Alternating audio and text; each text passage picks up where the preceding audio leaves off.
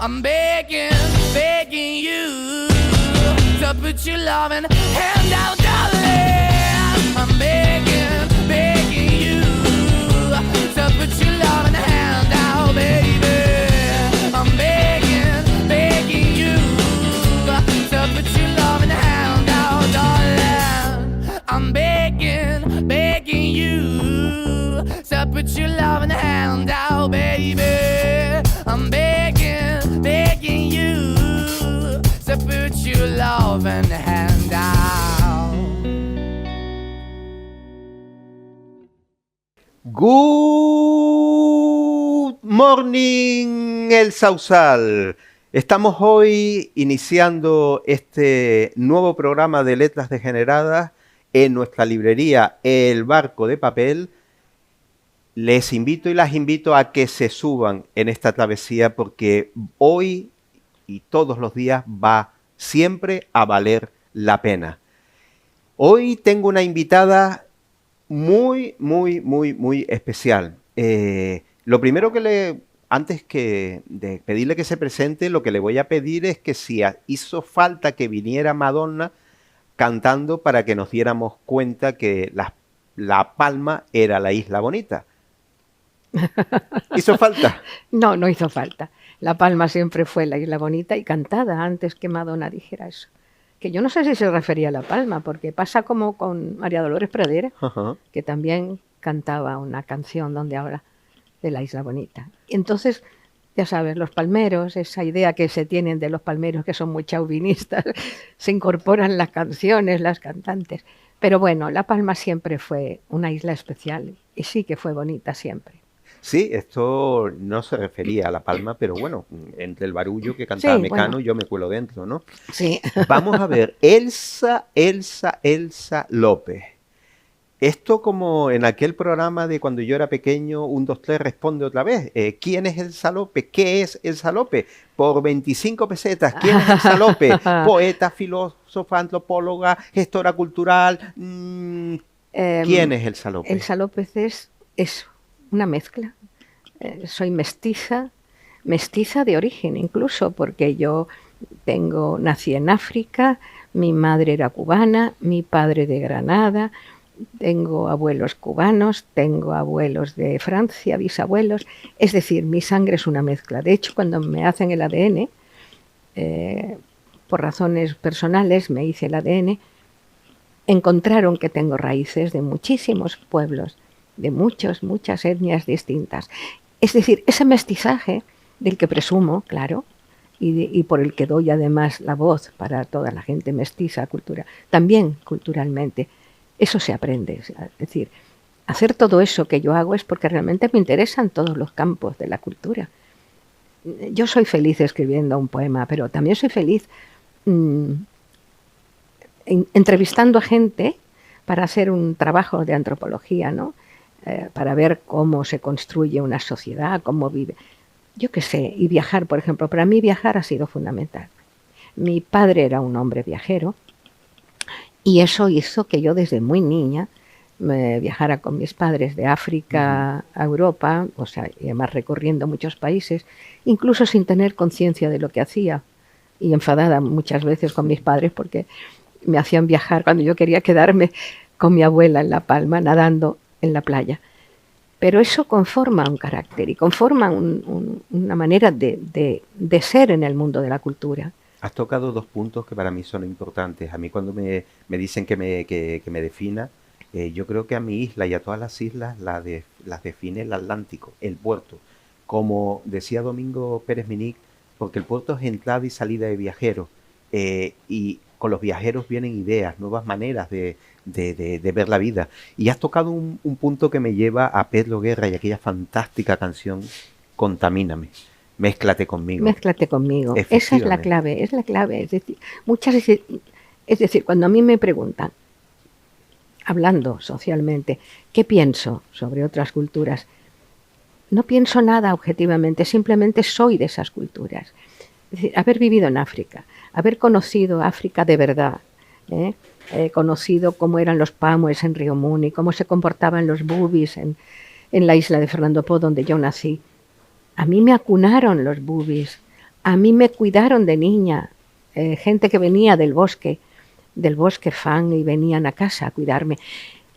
Eso es importante porque lo que ellos me decían, los cuentos que me contaban, cómo me informaban del mundo, hizo que yo ahora, siempre de adulta, admirara África. No solo África como continente y la selva y todas esas historias de elefantes que a mí me gusta contar, sino cómo es la gente en África, cómo se comportan, cómo piensan. Siempre he estudiado eso y me ha gustado mucho ir por los pueblos, recorrerlos y empaparme de lo que para mí es cultura, que es la comida, el baile, la música, la pintura. Todo es cultura para mí.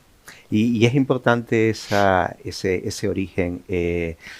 Naciste en la antigua Fernando Polo, que hoy es Malabo, y que había una senda, un itinerario canario hacia esa parte de África, a lo que hoy es Guinea. Yo escuché una vez una entrevista tuya. Yo creo que tus palabras siempre conllevan un sentimiento. Tienes un aspecto interno muy, muy importante. No eres nada escéptica, no eres nada fría. Todo conlleva un sentimiento y un razonamiento.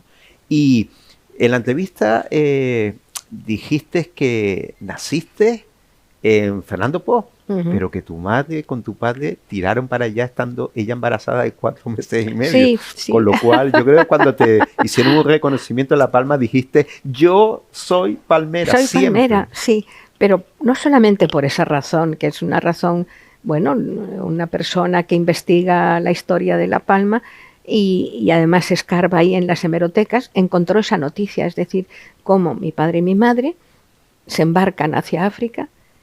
Y ella hizo el cálculo, pues si se embarca en esta fecha, que está en el periódico, y Elsa nace en enero del 43, quiere decir que ella iba embarazada, la madre, por lo tanto, fui concebida en La Palma. Y eso me gusta contarlo porque me hace más palmera de lo que ella me hizo mi abuela. Pero yo soy palmera no solo por esa razón, que es buena, es una anécdota, sino porque, fíjate qué curioso, me cría mi abuela. Mi abuela me recoge con 5 años, que me dejan mis padres en La Palma a cargo de la abuela. La abuela es una figura en mi vida fundamental. O sea, la abuela en La Palma, en un entorno rural, porque realmente el planto era una especie de salida de Santa Cruz de La Palma, una cuesta, bueno, muy significativa. Por allí baja la Virgen de las Nieves cada 5 años y allí estaba mi abuela. Son 2 signos fundamentales en mi vida.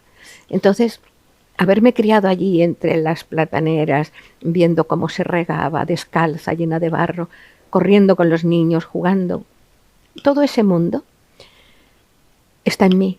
Y yo soy eso. Sigo siendo esa niña en el fondo, ¿no? Que quiere a una persona en concreto, que recuerda el olor de la abuela, que recuerda la cama de mi abuela cuando yo estaba triste sin mis padres. Y yo decía, ¿por qué todos los niños tienen padres y yo no? Y tal. Pero yo tenía aquella figura, esa figura que es tanto como una madre, pero en grande, ¿no? Porque la abuela no regaña, la abuela no pega, la abuela te mima, te mete en la cama cuando tienes miedo. Bien, eso hizo de mí una cosa que yo creo que es importante, esa calidez que tú dices que percibes en mí.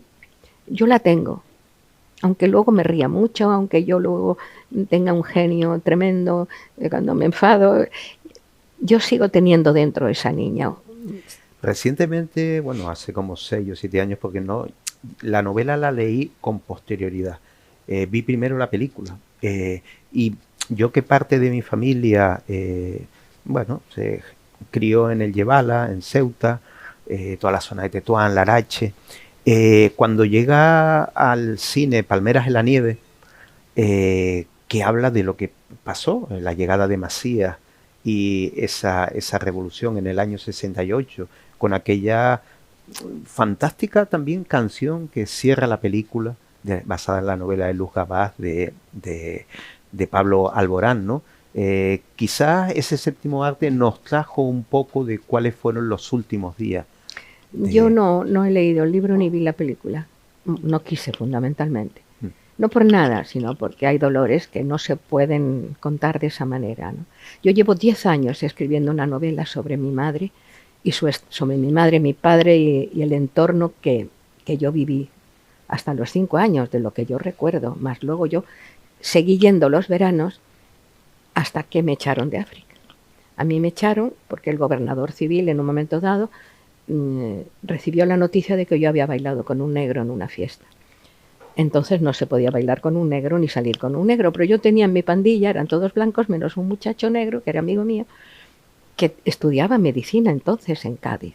Bien, aquello fue motivo suficiente para que el gobernador civil llamara a mi padre y le dijera que me sacara de África, porque había habido un revuelo. O sea que yo me voy de África ya de mala manera. Mi padre aguanta justo hasta el año 68.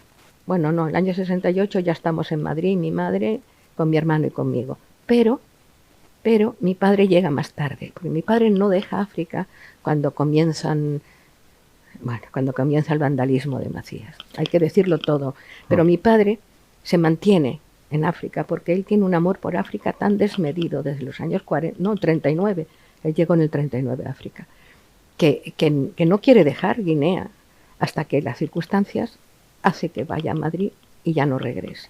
Y Macías, tengo la carta, le escribe a mi padre suplicándole, pidiéndole que vuelva, porque es necesario, por la farmacia, por muchas razones, ¿no? Pero mi padre ya no vuelve a África y abandona la casa, la farmacia y todo lo que había dentro de la casa, que eran todos esos años, desde el 39 hasta el 68.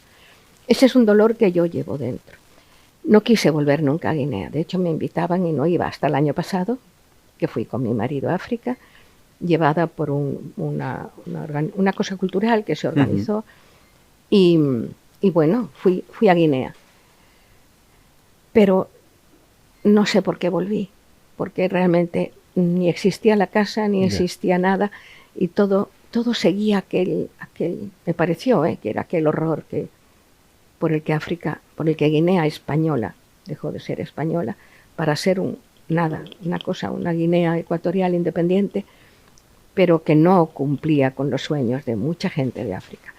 Yo conocí a través, en mi juventud y luego ya en Madrid, a gente que había luchado, negros, bubis, que habían luchado por la independencia de Guinea con un criterio objetivo, lo había defendido en la ONU, había pedido la independencia.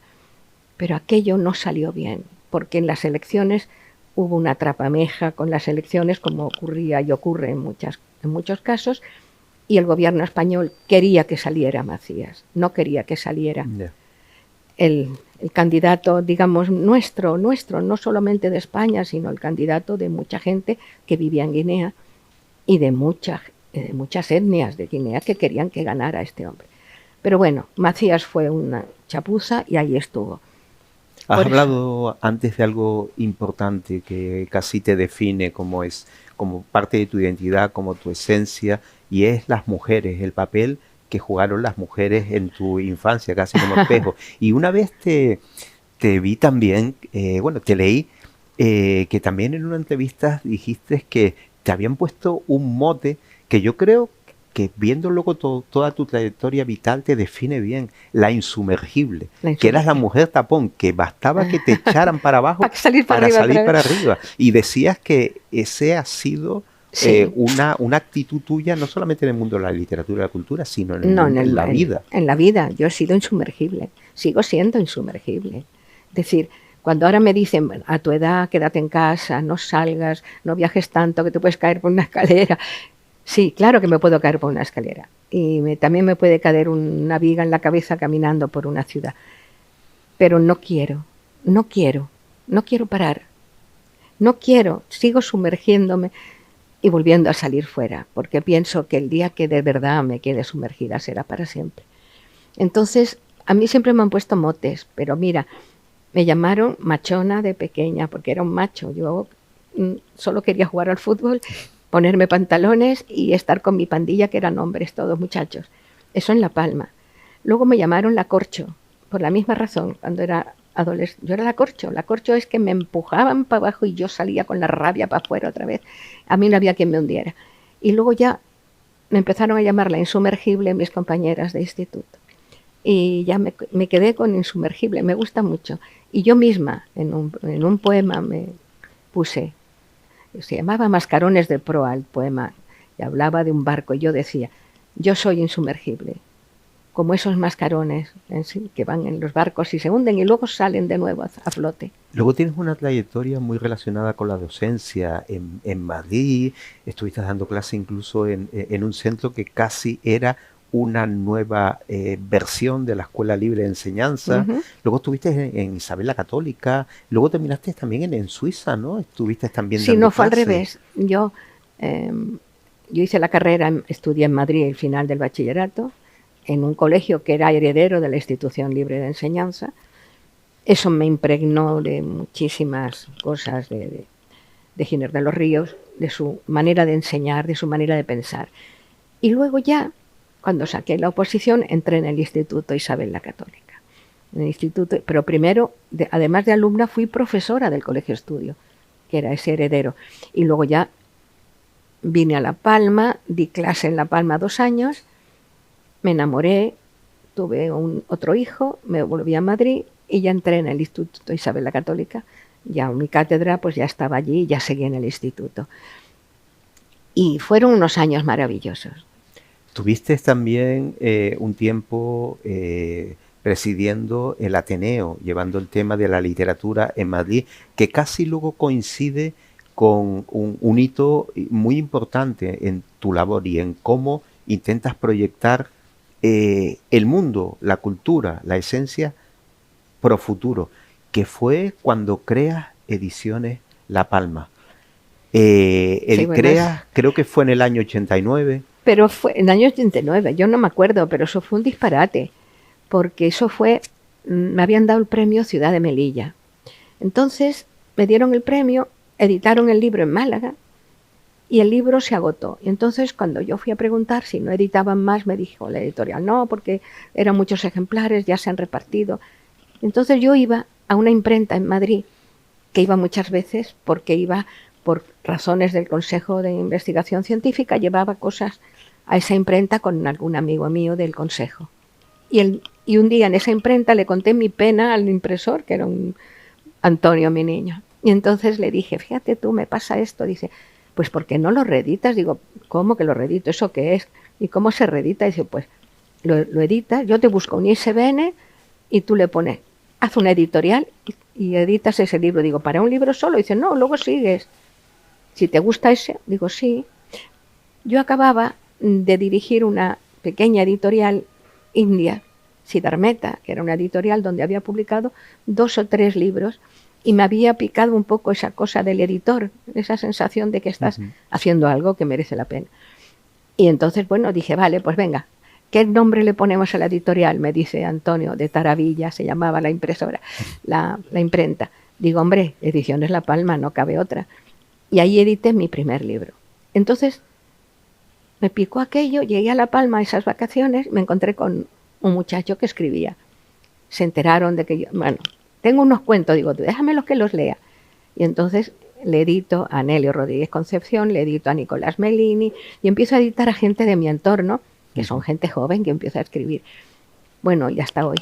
Ahí estoy, con esa juventud que ahora son todos muy viejos ya, y son algunos ya han llegado a una situación importante. Porque en el año 72 también hubo una canaria de Gran Canaria, que era Josefina Betancourt, que saca también una editorial, que incluso empezó una de sus primeras novelas, fue la publicación del premio Benito Pérez Armas, ¿no? Con lo cual había esa iniciativa, ¿no? Llega un momento, un aspecto en tu vida que yo creo que ha tenido, estabas hablando de cómo tiraste de ese abanico intentando darle visibilidad a autores y autoras palmeras, ¿no? Pero tuviste, yo creo que un papel, yo creo que preeminente, reseñable, que yo creo que tienes que tener dentro de ti por todo lo que significó cuando del año 2000 al 2004 estuviste presidiendo la Fundación Antonio Gala, sí, con esa labor de trabajar con la juventud. Exacto. Qué maravilla, porque la Fundación Antonio Gala becaba a gente de muchas disciplinas, de pintura, de música, literatura, bueno. Entonces yo entro en la fundación bueno, mi amistad con Antonio Gala ya llevaba tiempo y habíamos hablado mucho en La Palma sobre un sueño que yo tenía desde joven, porque claro, mi educación fue interdisciplinar. Tengo que hacer un paréntesis, porque eso es muy importante en educación. A mí me explicaban geografía llevándome al sitio, no con libros. El Duero, nos llevaban de excursión al río Duero y de paso nos leían poemas que hablaban del río Duero.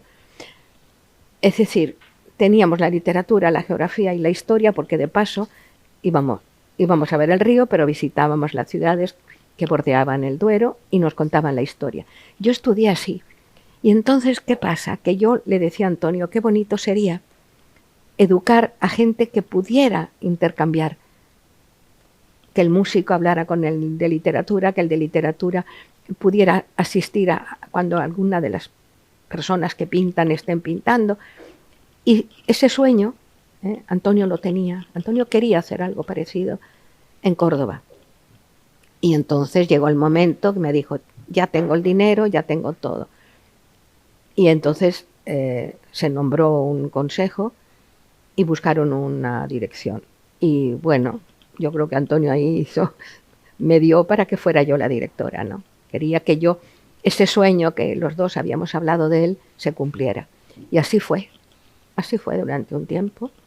Como siempre me echaron también, me echaban de todas partes, del colegio, de África, del gobierno canario, porque antes de irme a Córdoba, yo había estado en el gobierno canario trabajando para Cultura, que había hecho 2 proyectos. Pero eso dice mucho de ti, de que me echen de manera positiva, que eres una rebelde, sí, claro. que eres una rebelde. La gente pretende que esto no sea una película, sino una foto fija, y yo creo que eso no va en tu esencia. No, y además siempre que me han echado de un sitio ha sido por una postura, por ejemplo lo de África, pues porque di la cara por aquel amigo mío que era de un color que no les interesaba a los blancos.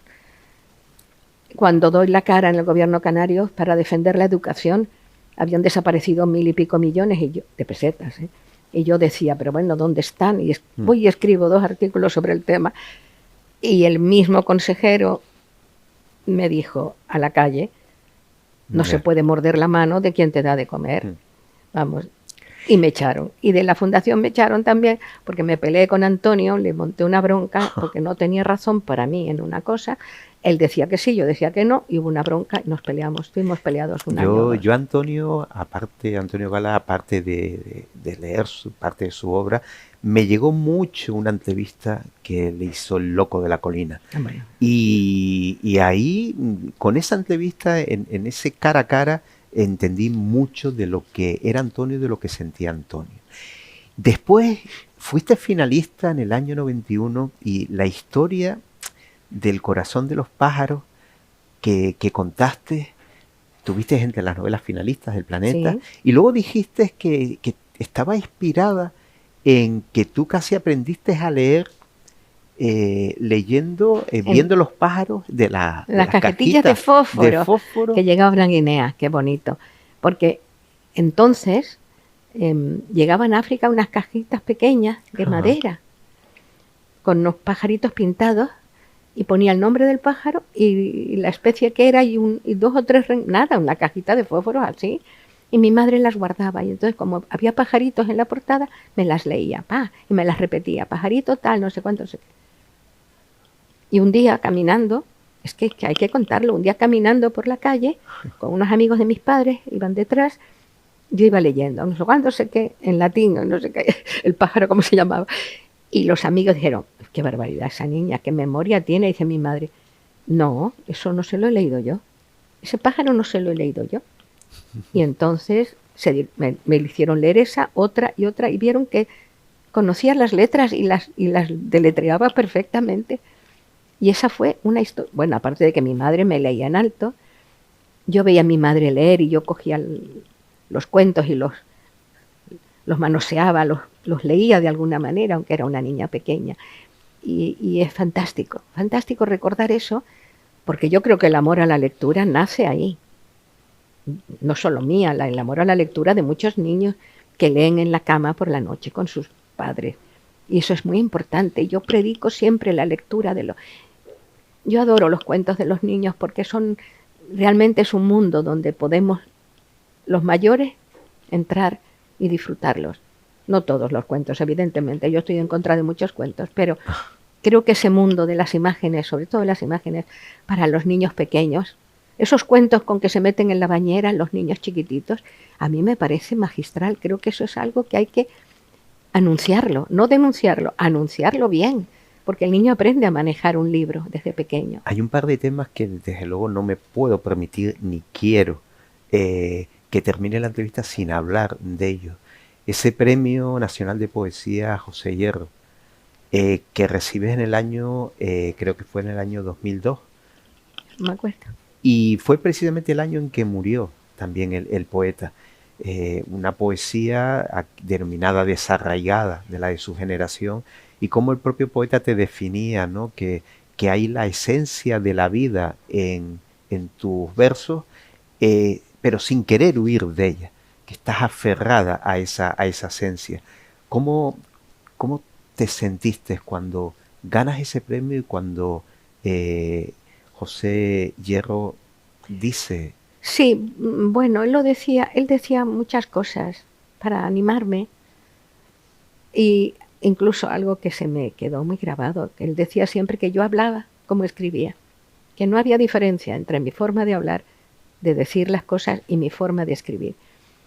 Dice, es que tú piensas en decasílabos, y cuando hablas en endecasílabos. Yo no me había fijado en esa estupidez, pero luego sí me lo ha dicho más gente, ¿no? Que está relacionado con la musicalidad de la poesía.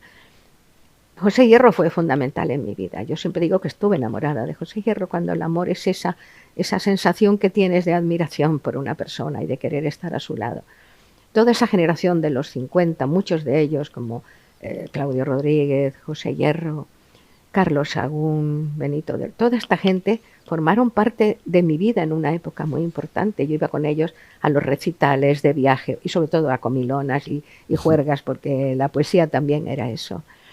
Entonces, él fue, en un momento dado, quien, sobre todo en la editorial, él diseñó para la editorial unas portadas preciosas, que es un barco, para que yo recogiera la poesía. Se llama Colección Retorno, donde yo recojo a todos esos poetas, amigos míos, que me daban su obra. Antonio Gala, yo recuerdo la primera vez que le pagué a Antonio Gala unos derechos de autor, 17 pesetas creo que fueron, y entonces se echó a reír, dice, lo voy a enmarcar, porque claro, el que ganaba una barbaridad de dinero con Planeta, ver aquello le causó hasta risa. Pero era una manera de estar en el mundo de la poesía, de tener amigos que compartieran contigo esa pasión, porque la poesía es una pasión de verdad, de verdad. Y sigue generando, en este momento estás metida en ese proyecto que se ha consolidado y que yo creo que es un referente, que es ese Festival Hispanoamericano de escritores en los llanos de Aridane.